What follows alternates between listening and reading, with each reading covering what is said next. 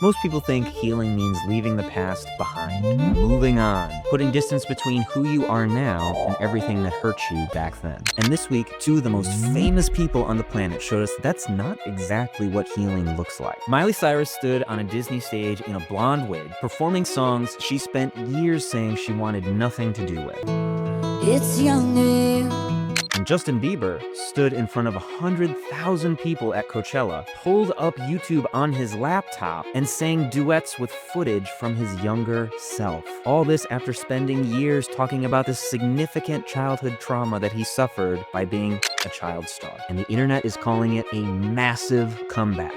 Gotta see you, boo, and there's hearts all over the world tonight. Said there's hearts all over the world tonight. But that's not what I saw. What I saw were two people doing what most people never will, going back to the most painful versions of themselves without being consumed by them. And there's a very specific physiological reason why that's one of the hardest things humans can do. In this video, we're going to break down what Miley and Justin just showed us, how their actions showcase what real healing looks like, why most people's approach to the past keeps their wounds alive and open, and what it takes to actually get to a place where you can go back, look at your past, and not have it own you. What's up, everyone? Dr. Greg here, clinical psychologist, and today we're going to be taking a look at the incredible transformations of both Miley Cyrus and Justin Bieber. So, Miley Cyrus. Okay, for years, Miley kept Hannah Montana at arm's length. She reinvented herself multiple times, putting as much distance as possible between who she was becoming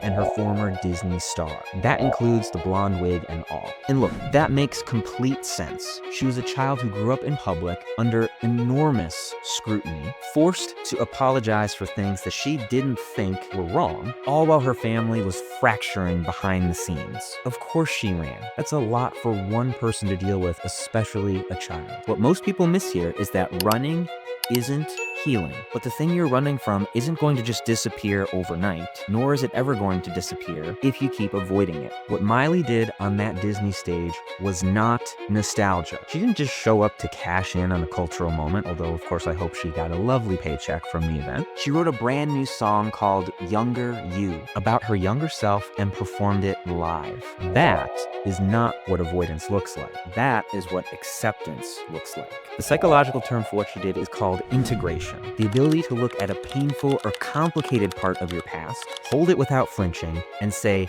this is a part of me too. Not in spite of what it cost me, but because of what it cost me. You cannot do that from a nervous system that's still running from something. The fact that she could stand on that stage, get emotional, and still be present, that is the work showing.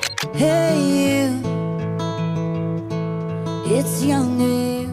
Now, Justin Bieber. Justin Bieber's situation is even more psychologically significant because he didn't just revisit his past, he stood in front of it, in front of 100,000 people watching him do that. About an hour at his Coachella set, he pulled up YouTube and started playing his old material on his laptop. And this old material was of his younger self, live, on stage, at Coachella. Let that sink in for just a second. This is the person who has spoken publicly and repeatedly about the childhood trauma that he suffered as a result of his fame. The loss of a normal adolescence. The way the industry chewed him up and spit him out before he was even old enough to understand what was happening to him. And he stood on one of the biggest stages in the world and looked at all of that, looked at himself directly in the eye. What most people called a low-key performance, I'm calling something else entirely. I'm calling it a textbook example of integration. Here's what that means practically. Your nervous system stores the past not as just a memory, but also a threat level, especially when you had no control over it. Your nervous system flags that territory as dangerous. And every time something reminds you of it, it responds accordingly. Avoidance is the nervous system's way of managing that threat. Don't go near it, don't look at it, just keep moving. What Bieber did on that stage required something completely different. It required that his nervous system be so regulated that he could be fully present present with that past version of himself, pain and all, without going into survival mode. To look at that kid on the screen, to not feel the need to run, shut down, or perform his way through it, to just be there with him, that does not happen by accident.